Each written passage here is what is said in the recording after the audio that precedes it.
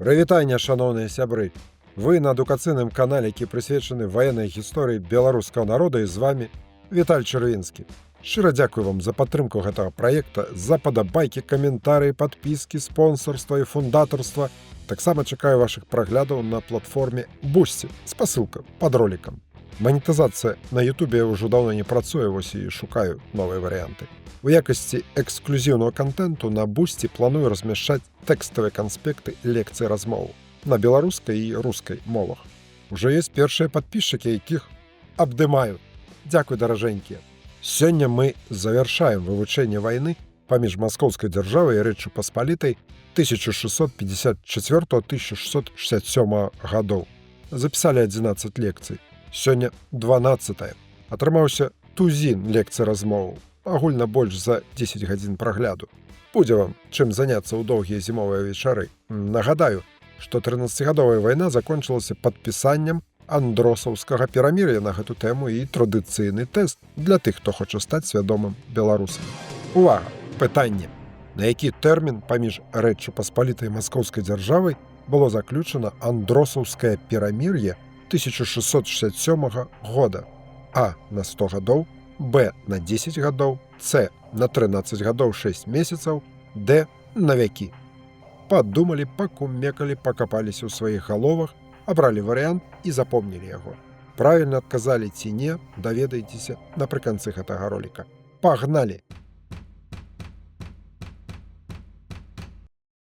У мінулай лекцыі размове, якая была прысвечана вайсковай дзейнасці Паўла Яна Сапехі, мы узгадвалі пра сумныя падзеі другой паловы 1661 года, калі велікалітоўскае войска, не атрымаўшы даўно абяцанага жолду заробку, стварыла канфедэрацыю. Гэта значыць, выйшла з падпарадкавання вышэйшага камандавання, якое было абвінавачана ў карупцыі і іншых злачынствах.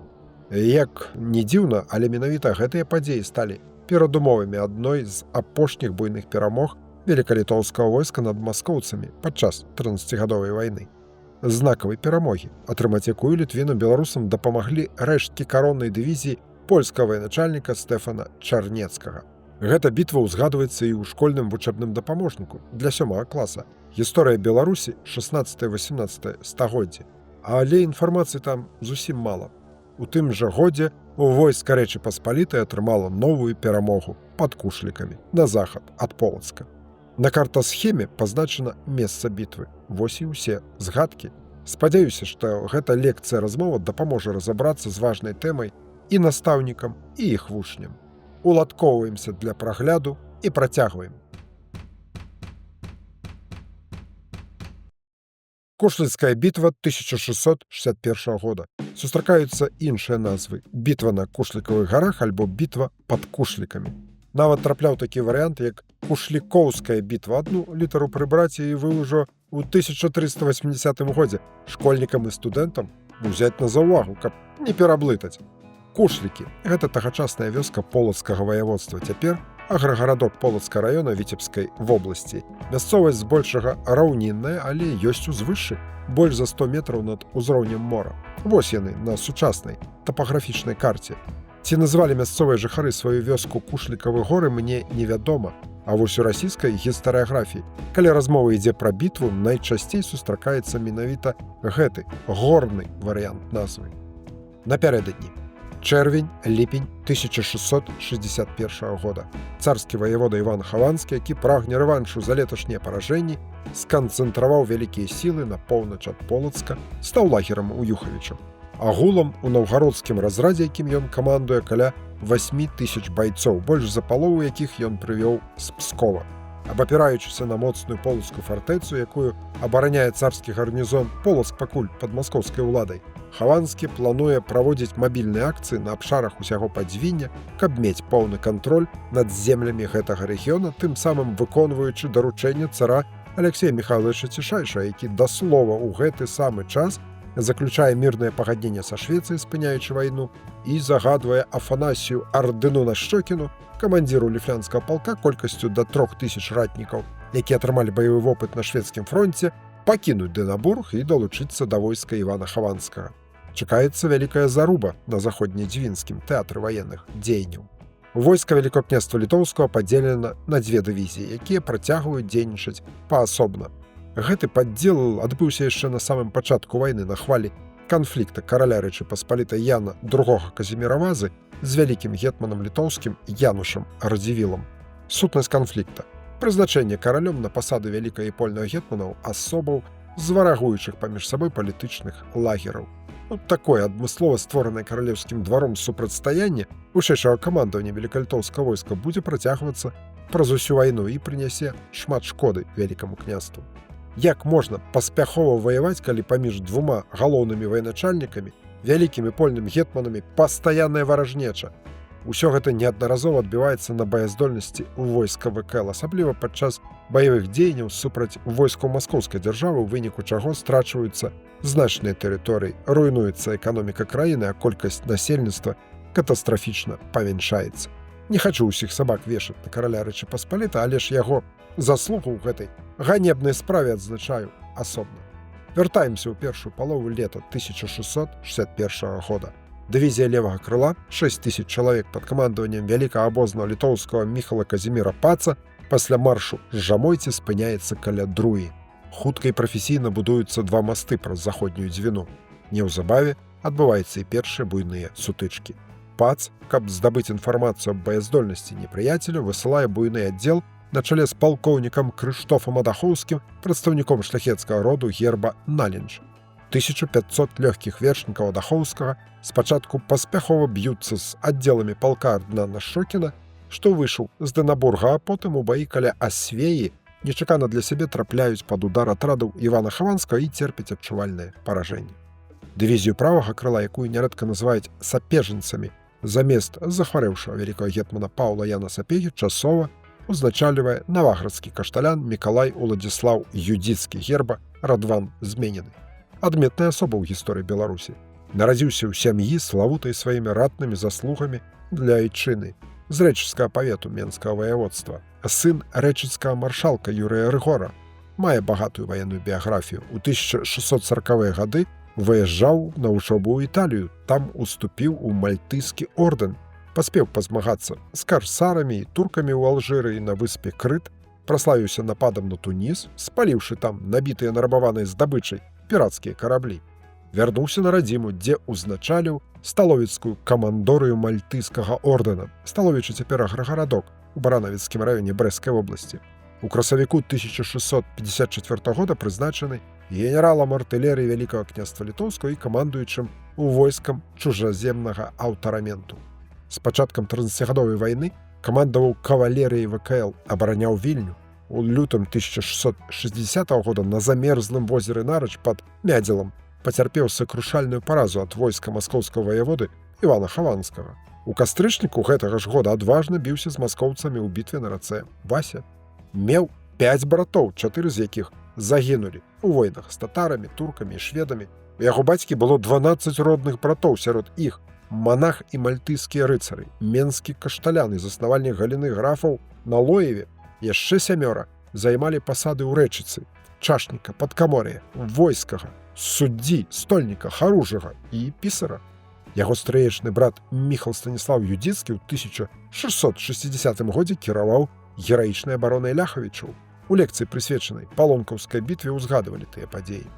Вось такія кароткія біяграфічныя звесткі аб Мікалаі Уладзіславе Юдзіцкім, які восенню 1661 года узначальвае сапежанскую дывізію замест Паўла Яна Сапегі.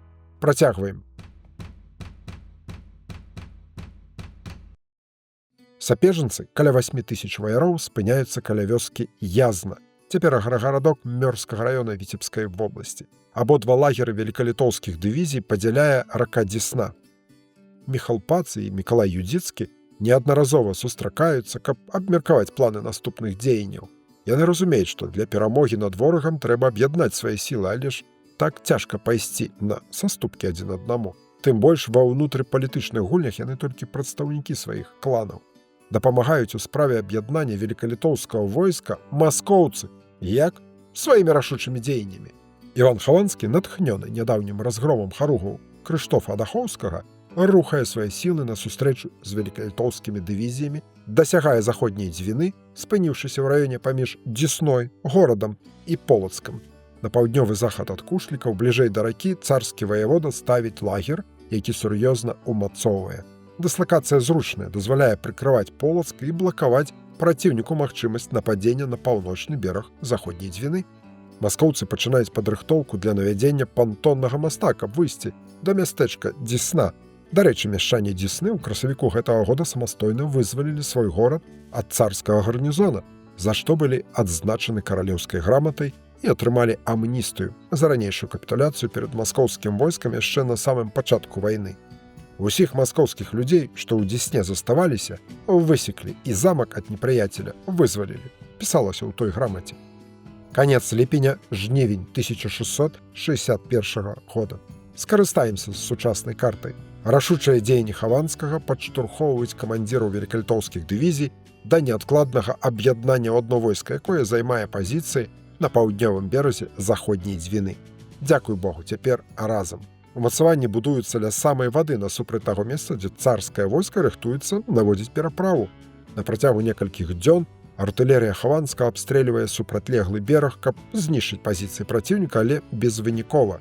Трапны агонь у адказ вымушае маскоўскага ваяводу згарнуць абоз і накіраваць сваё войска да Полацку, дзе яго ратнікі цяпер ужо без праблем перапраўляюцца праз раку і спыняюцца каля вёскі Экімань, прадмесце Полацка. Вось як гэта вёска будзе выглядаць з боку Двіны ў сярэдзіне 19 стагоддзя. Хаванскі забяспечвае войска харчам і боепрыпасамі, а таксама узмацняецца атрадам з полацкага гарнізона. Мабілізуюць і мясцовую прысяжную шляхту, нехта ідзе добраахвотна, а хто і пад прымусам. Трэба адзначыць, што адносіны царскіх ратнікаў да жыхароў полацкага павету значна пагоршаны, і гэта яшчэ мякка кажучы. Шэраг нядаўніх гарадскіх паўстанняў, асабліва ў Магілёве, пазбаўляе Маскву ілюзій, пасля чаго мяшчане і прысяжная шляхта Смаленска, Полацка, Віцебска і іншых беларускіх гарадоў бяруцца пад узмоцнены кантроль царскіх гарнізонаў. Некалі прысяжныя тэрыторыі цяпер прызнаныя варожамі, а якія адносіны мусяць быць з ворагам, да яшчэ падчас вайны, правільна, самыя бязлітасныя. Навошта я пра гэта ўзгадаў? Знайшоў адзін дакумент у 4-м томе зборніка «Віцебская старына», непасрэдна звязаны з тымі падзеямі, пра якія мы зараз гаворым. Адновім яго ў рэальным часе. —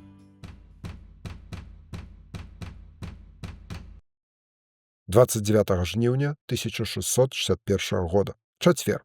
Раніца. Абоз царскага войска пад вёскай Экімань. Ваявода Іван Хаванскі атрымлівае пісьмо увещательнае, ліст, напісаны епіскапам полацкім і віцебскім Калістам, Дарафіевічам Ратарайскім. Імя Каліст найцудоўнейшае, грэцкага паходжання. Змест ліста нагадвае царкоўную пропаведь навучання, поўную болю і абурэння. Абураючыся злачынствамі царскіх ратнікаў супраць насельніцтва Полаччыны, Каліст звяртаецца да Хаванскага з наступнымі словамі, адаптуе тэкст да сучаснай мовы. «Сія і мне, пакуль я пад тваёю ўладаю, выказацца належыць, бо не толькі чуткі даходзяць, але і ўсяму народу бачныя ваўчыныя рабаўніцтвы, лісіныя хітрасці, злосць і прыкрасць варожая, рабаванні паганскія, забойствы разбойніцкія, знясільванні катаўскія, пакутлівыя мукі. Каротка кажучы, целамі людзей яны кормяцца, крывёю і слязьмі сірых і ўдовец пітво ў палках тваіх раствараецца. Тут жа, на сваёй зямлі ў дзяржаве прасветлай царскай вялікасці, войны твае ўсё ў пустку бязлюдную пераўтварылі, усё дашчэнту спустошылі, царскімі аброкамі вынішаючы так, што нічога на харчаванне сірым не пакінулі. Не такім чынам здабываюцца перамогі і трыумфы. Тым жа цябе, дабрадзея майго, старанна і пакорліва малю, утаймуй у вояў сваіх нецярпімае іхняе шаленства, каб і нявінныя ў злосці разам з імі не пацярпелі ад Божага суда. Забарані зло, каб яно не множылася. Воінам жа тваім, не саромячы іх гэта пішу, але як братоў і дзяцей умілаваных у Хрысце Господзе, у напамін і ў настаўленне, і надзею маю, што ласкава прыняўшы гэтае ўразуменне, яны справяць свае крокі паводле шляху з запаведзяў Гасподніх. Далей адзначана, што напісаны гэты ліст у Полацку і ў абозе за Дзвіною перададзены ў рукі баярскія. А напрыканцы яшчэ адзін допіс са зваротам да самога Івана Хаванскага. І гэта табе, як вяльможнаму пану выразна моўлю, калі не прачытаеш пісанне гэтае ўсім, няхай узыдзе на цябе неблагаслаўленне ад смірення нашага. Вось так ультыматыўна полацкі віцебскі епіскап спадзяецца хоць такім чынам зможа паўплываць на паводзіны ратнікаў маскоўскага войска. А Хаванскага папярэджвае: не прачытаеш сваім камандзірам і салдатам, не атрымаеш ад мяне епіскапскага благаслаўлення.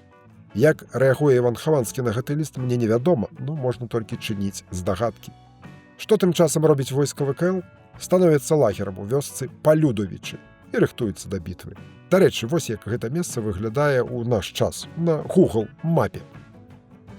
На працягу тыдня адбываецца некалькі дробных баёў і сутычак з царскімі аддзеламі, але да рашаючай сечы пакуль не даходзіць. 6 верасня 1661 года. У абоз пад Палюдовічамі вяртаюцца вайсковыя паслы з варшаўскага сойму, на якім мусіла развязацца пытанне выплаты грошай жаўнерам. Не развязалася. Ухвалены новыя падаткі, узнагароджаны паасобныя ваяры. Вось і ўсё, што зрабіў сойм для велікалітоўскага войска. Грошай няма, але вы трымайцеся. Абурэнню няма межаў. У войска не жадае больш падпарадкоўвацца ні пацу, ні юдзіцкаму, ні іншым вышэйшым афіцэрам, якія выганяюцца з лагера. Ствараецца канфедэрацыя войска ВКЛ пад назвай Братэрскі Хаўрус. Абіраецца новае камандаванне. Пасаду маршалка займае віленскі стольнік Казімір Хвалібог Жаромскі, гербу яліта. У яго штабе 12 дарадцаў, з ліку найбольш дасведчаных афіцэраў. Ваяваць асаблівага жадання няма, але узмоцненае войска маскоўцаў зусім недалёка і прагне бою. У гэтай сітуацыі канфедэраты прымаюць арыгінальнае рашэнне пераправіцца на правы бераг заходняй Дзвіны і заняць былы лагер войска Івана Хаванскага. Нават умацаванне рабіць не трэба. Там усё гатова. Тым больш праціўнік пакінуў шмат будаўнічага матэрыялу для пабудовы моста Вояк. Іван Хаванскі, даведаўшыся пра такі нечаканы манеўр праціўніка, кусае ад роспачы локці, вяртае войска на паўночны бераг Дзвіны і ляціць да Кушлікаў, каб першым заняць свой былы лагер. Не паспявае. 19 верасня 1661 года. Сканфедэраванае войска, пераправіўшыся праз раку, па хутка наведзенай пераправе зарымае пазіцыі і, не губляючы дарма часу, пачынае паляпшаць абарону лагера. Па паўкругу на ўсход выкопваюцца 2 акопы з брустверамі. Робяцца шанцы. Каля пазіцыі, каб пазбегнуць нечаканага нападзення, высякаецца лес. 24 верасня. Маскоўцы падыходзяць да Кушлікаў і спрабуюць сходу атакаваць умацаваны лагер, але няўдала. Хаванскага гэта не спыняе. На працягу некалькіх тыдняў ідуць баі і сутычкі з пераменным поспехам. Да Хаванскага далучаецца ліфлянскі полк Ардынана Шокіна, што рухаўся з Дэнабурга. Яго сілы значна узмацняюцца. 18 кастрычніка. У гэты дзень адбываецца самае буйное сутыкненне. Расійскі гісторык Олег Курбатаў называе яго першай бітвай пры Кушлікавых гарах. Раніцай маршала канфедэратаў Жаромскі выпраўляе з лагера некалькі харугваў лёгкай кавалерыі пад камандаваннем Крыштофа Дахоўскага на выведку. Нешта маскоўцы прыціхлі, мо ўжо сышлі? Не сышлі. Наадварот, падрыхтаваліся да наступлення. Вершнікі Дахоўскага вельмі хутка натыкваюцца на пасунуты наперад невялікі конны аддзел маскоўцаў, за спінай якога ў баявым парадку 5 калонамі разгортваюцца галоўныя сілы царскага войска. А Дахоўскі з боем адступае да лагеру, з якога ў гэты самы час па камандзе маршалка Жаромскага выходзяць конныя харугвы канфедэратаў і шыхтуюцца ў баявы парадак. Напэўна, не ведаюць, што вораг набліжаецца ўсёй сваёй сілай. Гэта відавочная памылка. Маючы такія добрыя ўмацаванні, лепш было б сустрэць яго ў абароне, нанесці максімальныя страты, а затым пры ўдалым раскладзе перайсці ў контратаку. Але добра разважаць, седзячы дома на канапе. Адбываецца жорсткая сеча. Літвіны, беларусы б'юцца адчайна. Наперад імчацца лёгкія харугвы, затым гусары. 6 разоў пад знішчальным агнём маскоўскіх гарматаў і мушкетаў войска Вялікага княства Літоўскага кідаецца ў атаку. Хуткасці наступлення перашкаджаюць ручаіны, якія раздзяляюць пазіцыі. Біцца даводзіцца ў вузкай мясцовасці на невялікім участку фронта, абмежаваным ракой і лесам, так, што большасць харугваў не можа браць удзел у баі. Вынік бою – вялізныя страты канфедэратаў як людзей, так і коней. Маскоўцамі захоплены палонныя і 4 сцягі харугвы. У некаторых крыніцах узгадваюць нават пра гетманскі сцяг. Хаванскі замацоўваецца бліжэй да літвінскага лагера і працягвае турбаваць пазіцыі Жаромскага стрэламі з агняпальнай зброі. У абозе канфедэратаў адбываецца сход, на якім вырашана служыць толькі да 11 лістапада, да 1 лістапада па стараму стылю. Калі каралём не будуць вырашаны ўсе патрабаванні, і не толькі фінансавыя, але і палітычныя, то адмаўляемся ваяваць. Вось так, атмасфера накаляецца. Пачатак лістапада 1661 года. За спробу дапамагчы былому камандзіру дывізіі левага крыла Міхалу Пацу вярнуць канфедэратаў пад свой уплыў, у выніку бойкі падчас вайсковай сесіі гіне Крыштоф Адахоўскі, засечаны шаблямі раз'юшаных шляхцічаў. Вояк. Сёння тройчы пра Адахоўскага ўзгадывалі, баявы афіцэр. Дарэчы, быў адным з галоўных кандыдатаў на пасаду маршалка канфедэратаў, вось вам і братэрскі Хаурус. Самі забілі аднаго з лепшых сваіх камандзіраў. Тым часам у войску Івана Хаванскага таксама хапае праблем. Шмат дэзерціраў. Бягуць у розныя бакі, нягледзячы на жорсткія пакаранні, прадугледжаныя за такія учынкі.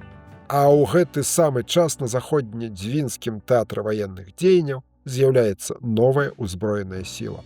Каронная дывізія ваяводы рускага Стэфана Чарнецкага, якая 2 месяцы таму назад па загаду караля вырушыла з-пад Тыкоціна, мястэчка на Беласточыне, якое Ян II Казімір Ваза перадаў Чарнецкаму у якасці ўзнагароды. Спынілася на некаторы час у Даўгінава на Вілейшчыне, а цяпер, пачатак лістапада 1661 года, падышла да Кушлікаў. Трэба адзначыць, што адданая каралю Рэчы Паспалітай дывізія Чарнецкага значна паменшылася. Бунт з-за нявыплаты жолду закрануў і яе харугвы. Настрой у лагеры канфедэратаў змяняецца ў лепшы бок. Ваявода рускі карыстаецца вялікім аўтарытэтам у войску ВКЛ, але не настолькі, каб перайсці пад яго камандаванне, пад камандаванне прадстаўніка караля. Адбываюцца вайсковыя нарады. Канфедэраты даюць згоду толькі на сумесную з Чарнецкім акцыю супраць Хаванскага. На саступкі каралю ісці не збіраюцца. Калі той не выканае фінансавых і палітычных патрабаванняў, то 11 лістапада жаўнеры пакідаюць лагер. Ну, вось такое маральна-псіхалагічнае становішча маем перад рашаючай бітвай пад Кушлікамі. Нарэшце мы дайшлі і да галоўнай тэмы сённяшняй лекцыі размовы. Сілы бакоў. Праціўнік. Галоўнакамандуючы Іван Хаванскі па мянушцы Тараруй. З княжацкага роду, які паходзіў ад Гедымінавічаў. Мае багаты баявы вопыт, але кепскую рэпутацыю нават сярод сваіх. Як выказаўся пра яго сучасны расійскі гісторык Ігар Бабулін, пыхлівы і невуцкі ў ваеннай справе, вядомы безразважлівай храбрасцю, дурнотай і славалюбствам. Падчас гэтай вайны адзначыўся перамогай над вялікалітоўскім войскам пад Мядзелам, студзень 1659 года, карным паходам па заходнім землям Літвы Беларусі, а таксама жахлівым рабаваннем і руйнаваннем Берасця, студзень 1660 года. Летам гэтага ж года аб'яднаным войскам Сапегі Чарнецкаў быў спляжаны і прыніжаны ў бітве пад Палонкай, прагне рэваншу. Пад Кушлікі прывёў полк наўгародскага разраду, тэрытарыяльнае фарміраванне ўзброеных сіл маскоўскай дзяржавы, сабранае з некалькіх асобных палкоў. Камандзір ліфлянскага палка думны дваранін Афанасій Ардын-Нашчокін, ваявода Какенгаузена, больш дыпламат і палітык, чым военачальнік. Пра Івана Хаванскага, з якім адносіны мае не самыя цёплыя, пазней будзе ўзгадваць як пра занадта саманадзейнага ваяводу. Генерал Томас Даліел, шатландзец, дваранін, мае багаты баявы вопыт. Удзельнік вайны 3 каралеўстваў Англіі, Шатландыі і Ірландыі, дзе каралём адначасова быў адзін чалавек, Карл II. За заслугі ў той вайне атрымаў чын генерал-маёра, удзельнічаў у паўстанні ў Шатландыі, пасля задушэння якога вымушаны ўцякаць. Прыехаў у Маскву.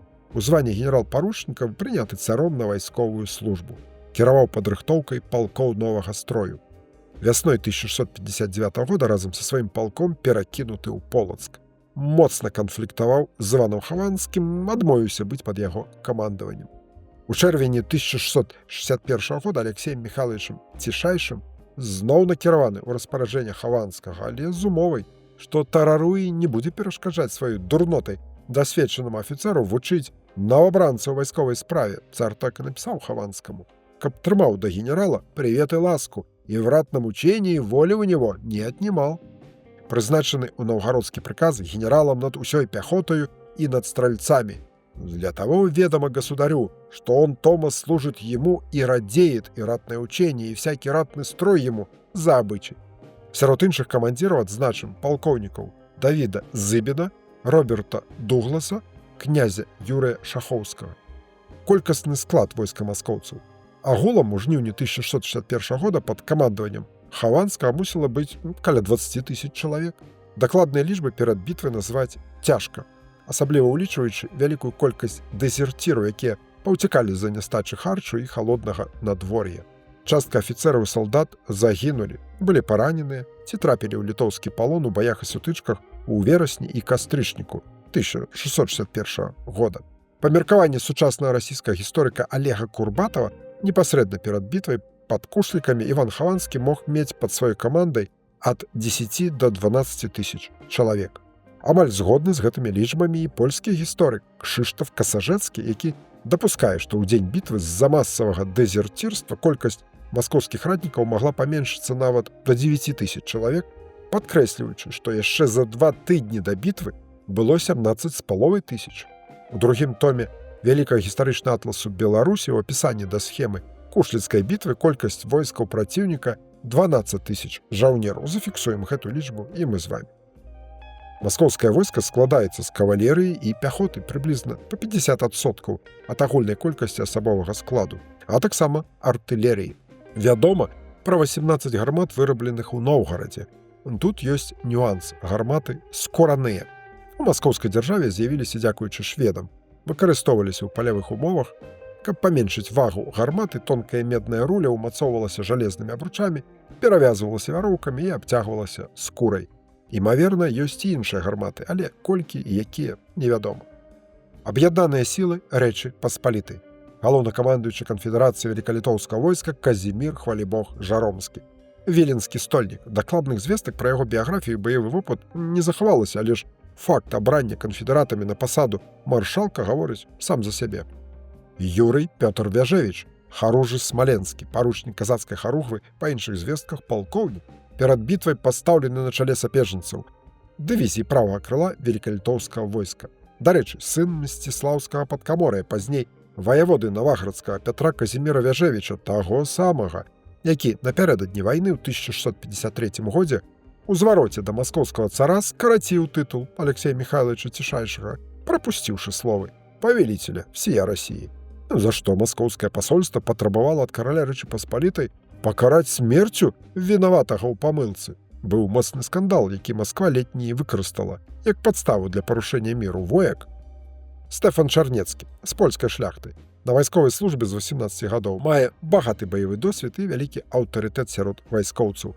Падчас крывавага патопу ў Польшы, калі шведскія войскі ўварваліся на землі польскай кароны, застаўся верным каралю. З гэтай нагоды быў выведзены з падпарадкавання каронным гетманам і зараз дзейнічае самастойна, выконваючы загады толькі Яна II Казіміра Вазы. У 1660 годзе атрымаў пасаду ваяводы рускага. У чэрвені гэтага ж года ў бітве пад Палонкай была ў нас на канале лекцыя размова на гэту тэму. Дык вось, у Палонкаўскай бітве Стэфан Чарнецкі разам з вялікім гетманам Паўлам Янам Сапегам паўдзельнічаў у высяканні ў пень у войска Івана Хаванскага, таго самого царскага ваявода, які зараз рыхтуецца да чарговай сустрэчы на полі сечы.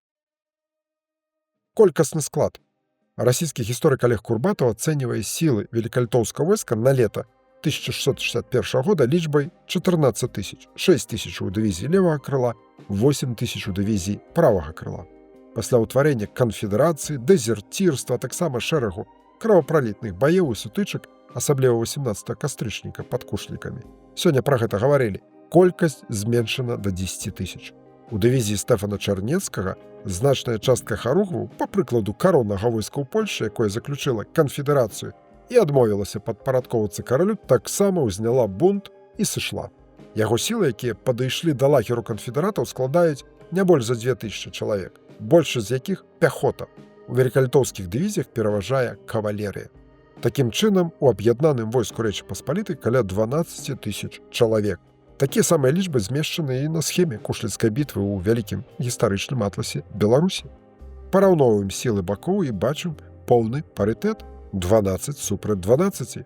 Пры роўнасці лічбаў аднолькавая колькасць людзей галоўнымі чыннікамі жаданай перамогі мусіць стаць талент военачальнікаў, прафесійная падрыхтоўка асабовага складу, лепшая зброя, а таксама маральна-псіхалагічны стан войскаў. Паглядзім, чые чыннікі больш важкія. Ход бітвы. 1 лістапада 1661 года. У лагеры канфедэратаў, дзе некалькі гадзінаў таму назад падчас вайсковай нарады ўзнік канфлікт, які скончыўся смерцю аднаго з лепшых камандзіраў велікалітоўскага войска Крыштофа Адахоўскага, з'яўляецца Стэфан Чарнецкі, без сваіх галоўных сіл, якія пакуль на маршы. Імаверна, чакае, што канфедэраты, якія перад тым дасылалі да яго ганцоў, каб паспяшаўся на дапамогу, без ваганняў пяройдуць пад яго камандаванне. Памыляецца. Канфедэраты бачаць у Чарнецкім толькі аўтарытэтнага хаўрусніка, але не свайго камандзіра. На наступны дзень на паўночны бераг заходняй Двіны пачынаюць перапраўляцца першыя атрады кароннай дывізіі Чарнецкага. Нагадаю, што ўсе сілы палякаў не перавышаюць 2000 жаўнераў. Гэта войскі іншаземнага строя, драгуны і пяхота ўзброеная па-нямецку. Сустракаюцца звесткі пра некалькі харугаў крымскіх татар. Імаверна, што інфармацыя пра падыход новых сілаў хутка далятае да штаба царскага войска, дзе мусіць прыняць рашэнне, што рабіць далей.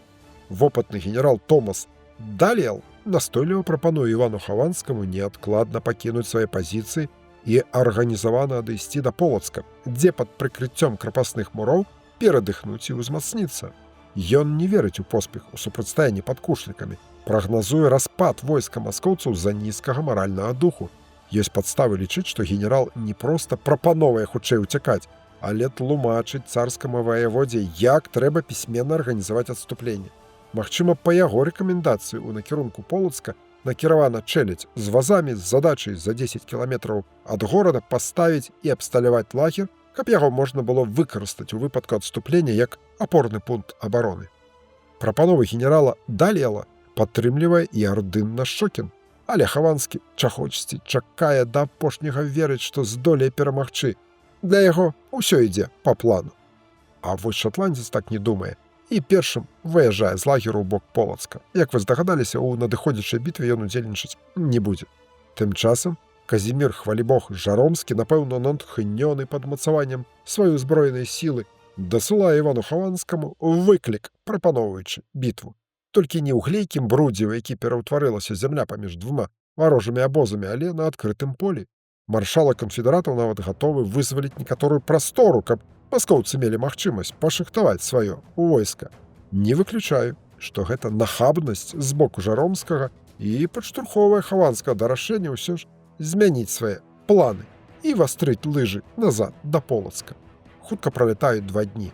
Сілы Чарнецкага ў зборы і працягваюць уладкоўвацца пасля няпростага пераходу. Размяшчаюцца поруч з велікалітоўскім лагерам у поле зроку праціўніка, на пазіцыі, дзе некалі стаяў ліфлянскі полк Ардына Нашокін. Канфедэраты Жаромскага, якія мелі шмат болей часу на адпачынак, ужо зараз гатовы да бою. 3 лістапада 1661 года.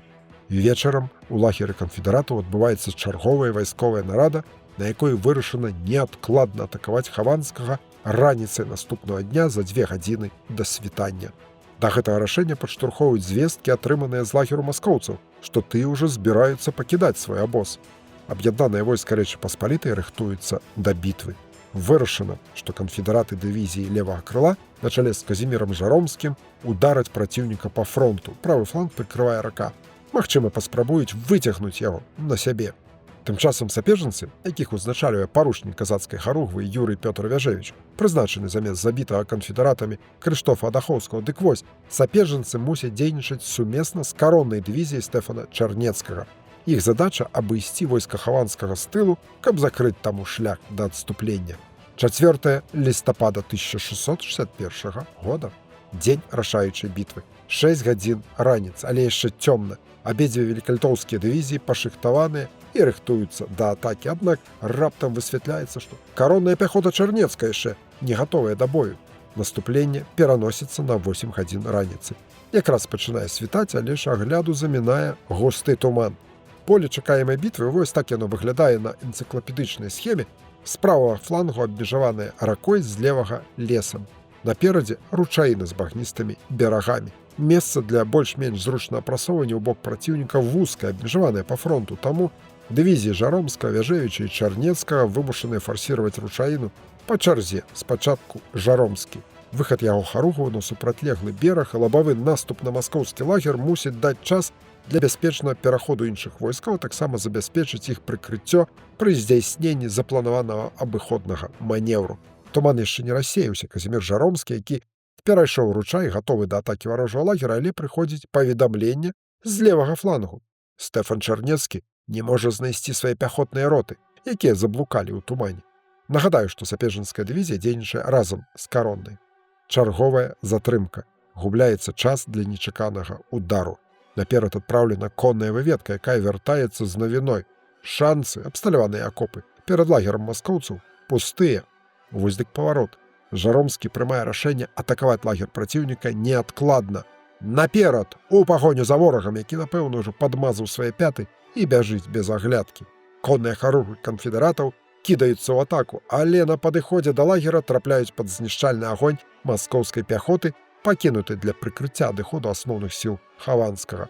Прасоўванню кавалерыі перашкаджаюць шматлікія рагаткі. Велікалітоўская конніца арганізавана адступае, прапускаючы наперад сваю пяхоту, якая дзейнічае рашуча і паспяхова. Тым часам пачынаецца атака на левым фланзе, там, дзе сапежніцы і Чарнецкі, са спазненнем. Наперадзе ляцяць 8 конных харугваў канфедэратаў, за якімі рушыць каронная пяхота. Велікалітоўскія лёгкія вершнікі імкліва дасягаюць шансаў праціўніка і трапляюць пад агонь маскоўцаў. І тут засада. У выніку першага залпу гіне паручнік Юрый Пётр Вяжевіч, той самы, які перад бітвай быў пастаўлены на чале сапежнікскай дывізіі.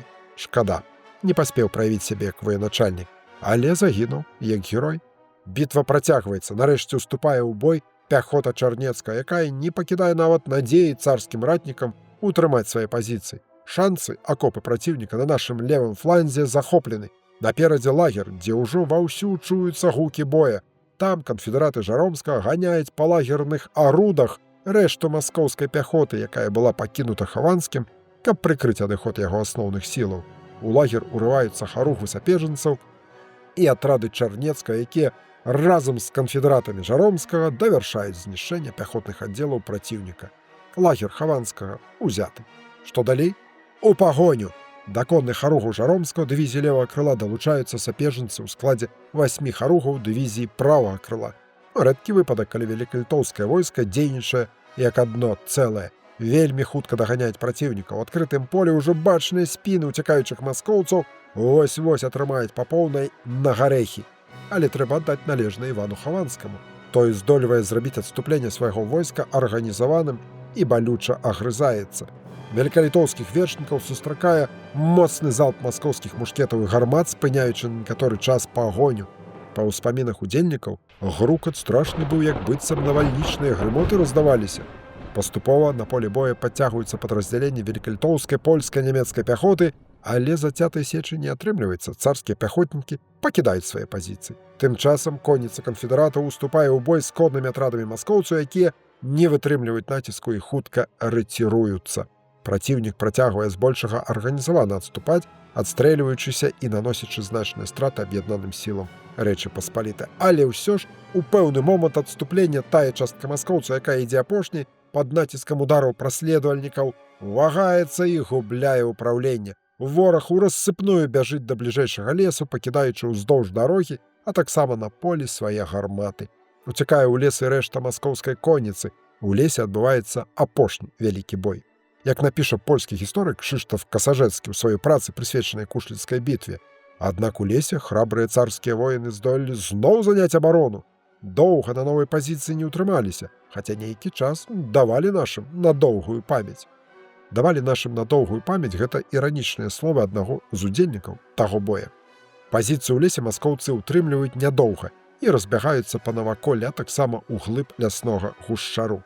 За якімі войскі на 1,5 мілі пусціліся і, лічачы іх на некалькі тысяч, да самага другога часа ночы, быццам зуброў, на балоце стралялі. Яшчэ адна цытата удзельніка таго начнога палявання. Пагоня, падчас якой працягваецца знішчэнне варожых ратнікаў, спыняецца толькі пад полацкімі мурамі. Удзельнік сечы Ян Пачабут-Адляніцкі пазней напіша: «Разарвалі іх шэрагі, ды на шаблі ўзяўшы, гналі іх, секучы і забіваючы да самага Полацка». Пра Івана Хаванскага сустракаецца інфармацыя, што быў паранены і цудам выратаваўся. Напэўна, што ў гэты дзень ён неаднойчы ўзгадаў ліст епіскапа Полацкага і Віцебскага Каліста, які пагражаў не даць сваё благаслаўленне Івану Хаванскаму, калі яго ваякі не спыняць здзекі над мясцовым насельніцтвам. Узгадвайце змест таго увещательного пісьма. Не такім чынам здабываюцца перамогі і трыумфы. Ну, атрымалася, што калістык у ваду глядзеў. Вось так. Ці адбываецца бой у тым апорным пункце, які быў арганізаваны маскоўцамі за 10 кіламетраў да Полацка, звестак не знайшоў. А вось пра дзейнасць мясцовых сялянаў, якія на лясных дарогах і пасля бітвы працягвалі лавіць самотных маскоўскіх ваяроў, інфармацыя ў крыніцах сустракаецца. Напэўна, што і забіваюць, і абрабоўваюць, ну як без гэтага. Самі вінаваты, мы вас сюды не звалі. Бітва скончана поўным разгромам войска Івана Хаванскага. У рукі пераможцаў трапляе ўвесь лагерны рыштунак, вялікая колькасць пораху, боепрыпасаў, харчовых запасаў. Захоплены амаль усе гарматы праціўніка. Пачобут Адляніцкі узгадвае пра 5 медных гармат меншага калібру, 6-ю большую, 10 скораных гарматак, акаваных жалезам. Забраныя 150 баявых штандараў і нават багата ўпрыгожаны славуты абраз святой Багародзіцы. Узяты вялікі палон. Вялікі не толькі па колькасці, але і па якасці. Шмат афіцэраў як маскоўскіх, так і замежнікаў, 8 палкоўнікаў і больш за 10 ротмістраў. Найбольш каштоўны трафей 19гадовы сын Івана Хаванскага Пётр. Маем цудоўны абменны фонд. Таксама важным здабыткам становіцца царскі гасудараў сцяг, якім завалодаў Давід Барановскі, татарскі ротмістр адной з сапежанскіх харугаў. Падчас боя ён проста вырваў сцяг з рук высокіх царскіх камандзіраў. Перад вамі выява сцяга вялікага палка, які быў спецыяльна пашыты напярэдадні вайны і паўдзельнічаў у першых гасударавых паходах маскоўскага войска. Па вяртанню ў Маскву гэты сцяг неслі перад царом Алексеем Михайловичам Цішайшым. Вядома, што гасударавы сцягі былі ўручаны іншым палкам, якія паўдзельнічалі у 13гадовай вайне. Трафей, які здабыў ротмістр Барановскі, можна параўнаць з сучасным баявым сцягам вайсковай часткі. У наш час, па закону, вайсковая частка, якая губляе свой баявы сцяг, мусіць быць расфарміраваная вось так. Страты бакоў. Праціўнік. У мемуарах і ўспамінах удзельнікаў той бітвы сустракаюцца лічбы 16-18 тысяч чалавек забітымі, што значна завышана. У маскоўскім войску столькі людзей не было. Беларускі гісторык Васіль Мялешка, чый артыкул пра Кушліцкую бітву змешчаны у энцыклапедыі ВКЛ, сцвярджае пра 4000 царскіх ратнікаў, якія загінулі пад Кушлікамі. Згодна дакументаў, якія захаваліся ў расійскіх архівах, у наўгародскім разрадзе страты склалі 1000 чалавек забітымі, узятымі ў палон і знікшымі без вестак. Гэта без уліку ліфлянскага палка ардынана Шокіна.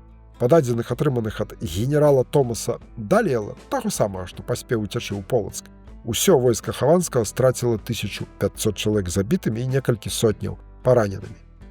Аб'яднаныя сілы Рэчы Паспалітай, паводле звестак маскоўскіх палонных, якія здолелі ўцячы, целы забітых збіраліся і хаваліся на працягу 2 дзён. Найбольш распаўсюджаная лічба 2500 чалавек. Аднак дакладных звестак не захавалася. Як факт можна прыняць, што страты вялізныя і, магчыма, нават большыя, чым у праціўніка.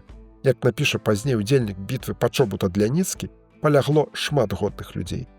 Вынікі бітвы. Поўны разгром групоўкі Івана Хаванскага і Афанасія ардынана Шокіна. Хаванскі пасля кароткага знаходжання ў Полацку ад'язджае ў Невель, а затым у Вялікія Лукі. Паўночны фланг маскоўскага фронта агаляецца да непрыстойнасці. Як напісаў Кшыштаф Касажэцкі, дарога ў глыб маскоўскай дзяржавы перад літоўскімі і польскімі войскамі адкрываецца насцеж. Без якіх-небудзь перашкод можна працягваць руку да Пскова, Вялікіх Лукаў, Ржэва і далей. Полацк з яго невялікім і застрашаным гарнізонам перастае быць праблемай. Вось так. З гэтым тэзісам не зусім згодны расійскі гісторык Олег Курбатаў, які нагадвае, што сілы, якія маглі прыкрыць адкрытую насцеж брамку у глыб маскоўскай дзяржавы, усё ж былі, хоць і незначныя, а полацкі гарнізон не мог быць застрашаным, бо налічваў некалькі тысяч добра забяспечаных харчам салдат, стральцоў і шляхты. Але ці так гэта? Вяртаемся ў лістападаўскія дні 1661 года. Спляжанне Хаванска пад Кушлікамі выклікае трывожныя хваляванні сярод полацкіх гараджанаў, якія ўзнаўляюць інтэнсіўныя кантакты з Казімірам Жаромскім. Палачане гатовы да паўстання і чакаюць зручнага моманту. Захавалася адпіска Алексею Михайловичу Цішайшаму са Смаленска ад князя Пятра Даўгарукава па весцям з Полацка. Государю-царю Петрушка Долгорукова с товарищи челом бьют. Пишут, где к Журомскому из Полоцка бурмистры мещане, чтобы он, Журомский, с польскими людьми пришел к Полоцку, и как где они придут, а твои ратные люди из Полоцка выйдут на вылазку, и они, где мещане, достойных твоих людей, которые останутся в городе, побьют и город польским людям сдадут. Ну, вось тут патрэбнае удакладненне. Казімір Жаромскі камандуе не польскімі людзьмі, але літвінамі, беларусамі, якія складаюць большую частку яго войска. Відаць, для Пятрушкі Даўгарукава ўсе жыхары Рэчы Паспалітай выключна палякі. Як бачым, па весцям з Полацка моцны полацкі гарнізон знаходзіцца не зусім у спрыяльных умовах, як сцвярджае Олег Курбатаў. Таго і глядзі, каб мясцовыя не палякі вілы ў спіну не ўсунулі. Тагачасныя дакументы таксама сцвярджаюць, што значная колькасць прысяжнай полацкай шляхты, якая на працягу вайны веры і праўды служыла Алексею Михайловичу Цішайшаму, у роспачы кідае царскую службу і бяжыць да войска ВКЛ, спадзеючыся на амністыю. І гэта толькі адзін з вынікаў Кушліцкай бітвы.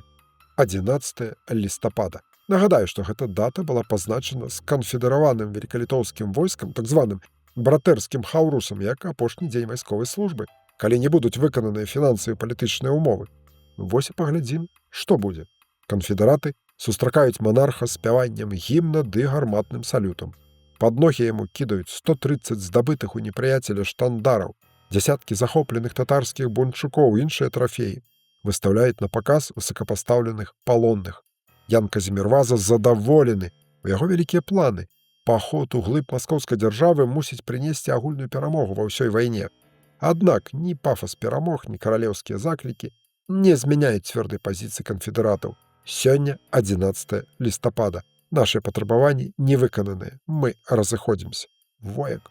Збянтэжаны монарх пакідае лагер, прыхапіўшы з сабой у якасці падарунка Петра Хаванскага, захопленага ў палон сына маскоўскага ваяводы.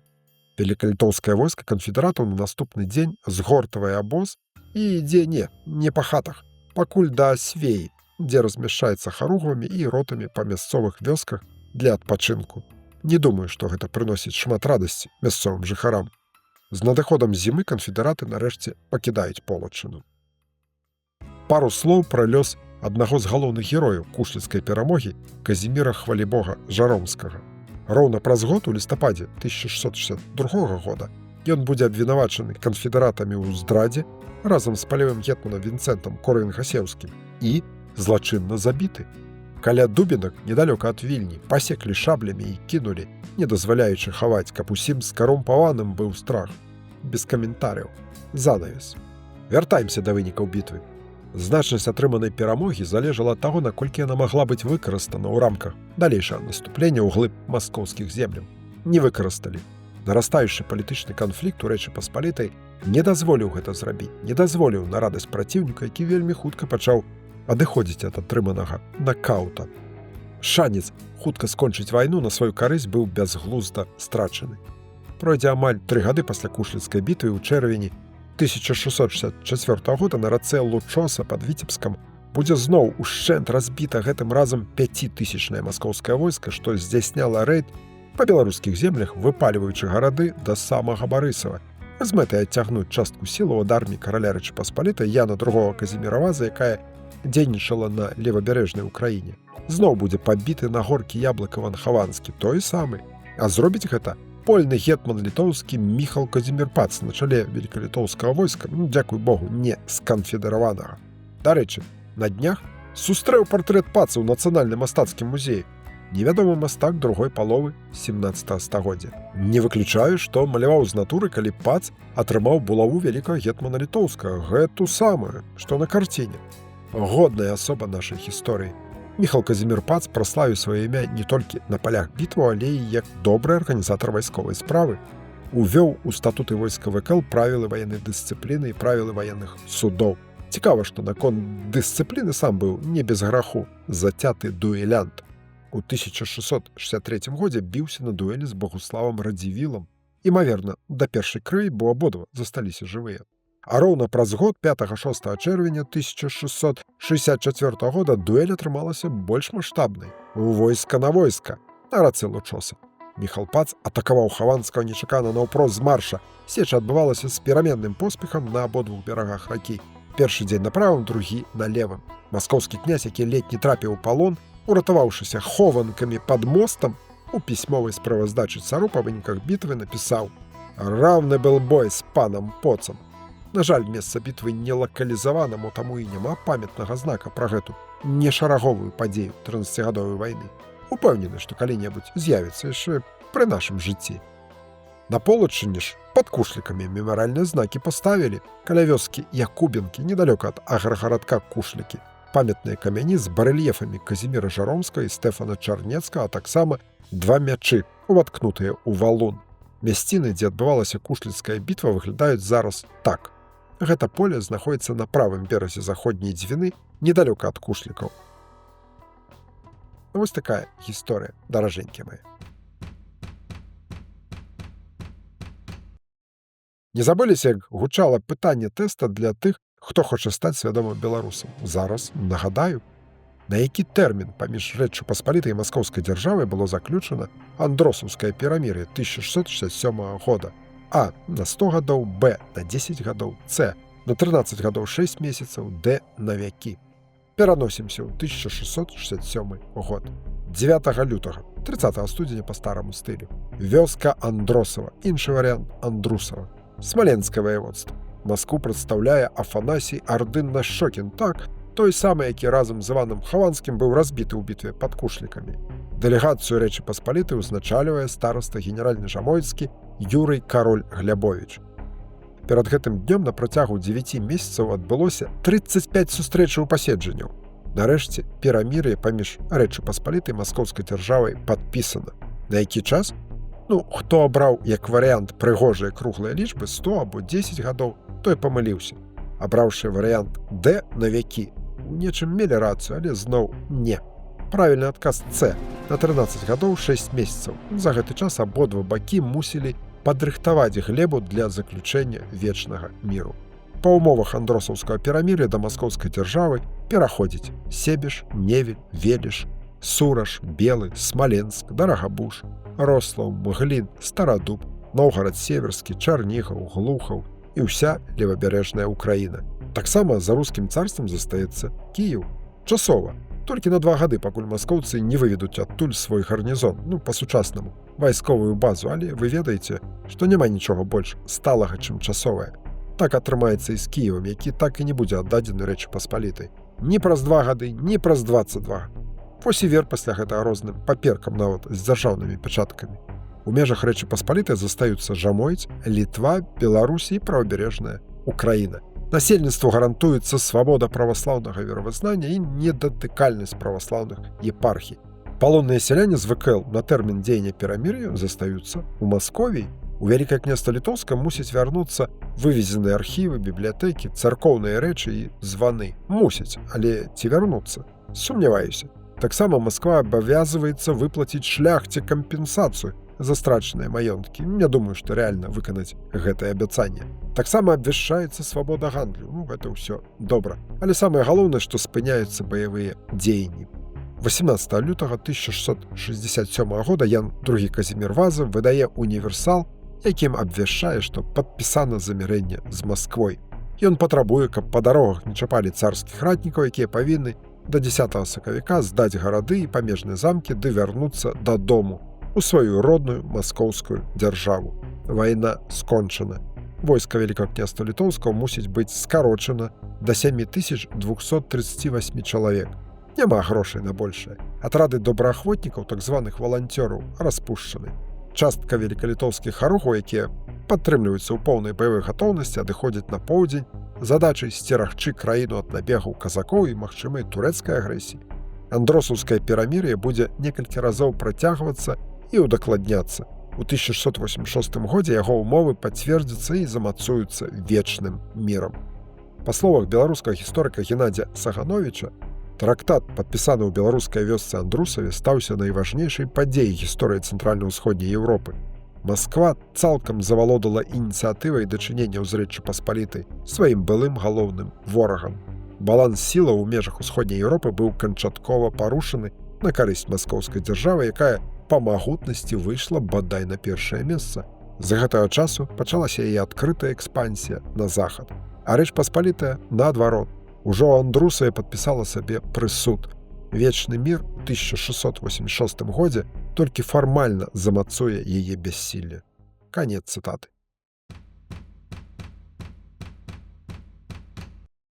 Што пачытаць?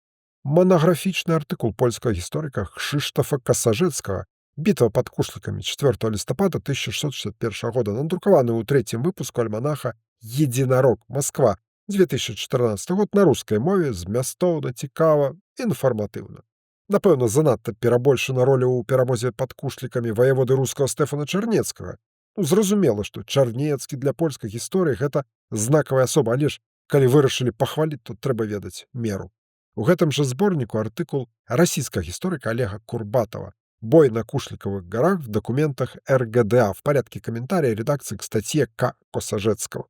Курбатов даволі аўтарытэтны сярод расійскіх калегаў даследчык ваеннай гісторыі. Па выніках Кушліцкай бітвы зрабіў арыгінальныя высновы.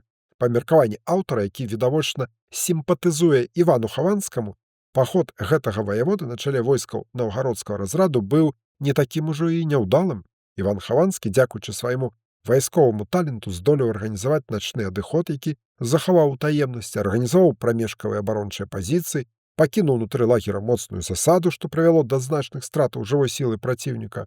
У выніку сваімі рашучымі дзеяннямі Хаванскі забяспечыў бяспеку асноўных дзвінскіх гарадоў Віцебска, Полацка, Дынабурга, скаваў на гэтым тэатр ваенных дзеянняў велікалітоўскае войска. Вось такая пазіцыя. Рэкамендую азнаёміцца. Ну вось і ўсё, шаноўныя мае. Сёння мы завяршылі цыкл лекцый, прысвечаных 13-гадовай вайне, але не закрываем гэту тэму канчаткова. Маю ў планах вярнуцца да падзей гэтай вайны, калі буду рыхтаваць ролік пра гісторыю партызанскага руху на землях Літвы, Беларусі. Вось тады і завітаем у госці да Шышоў, і не толькі да іх.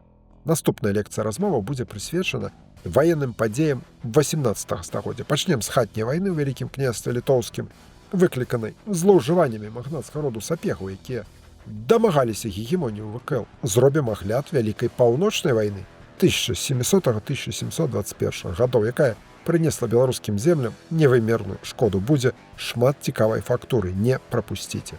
Шчырая падзяка гісторыкам, публіцыстам, мастакам, фатографам, усім добрым людзям, чыя працы, творы і парады былі выкарыстаныя пры падрыхтоўцы гэтага роліка. Шчыра дзякую усім вам за ўвагу. Цісніце на званочак, каб своечасова атрымліваць паведамлення пра новы выпуск. Пішыце каментарыі, стаўце падабайкі, падпісвайцеся на канал, калі не зрабілі гэтага раней. Дапамагайце гэтаму адукацыйнаму праекту іншым зручным для вас чынам. Гэта важна. З вамі быў Віталь Чэрвінскі, гонар маю. Да хуткай сустрэчы.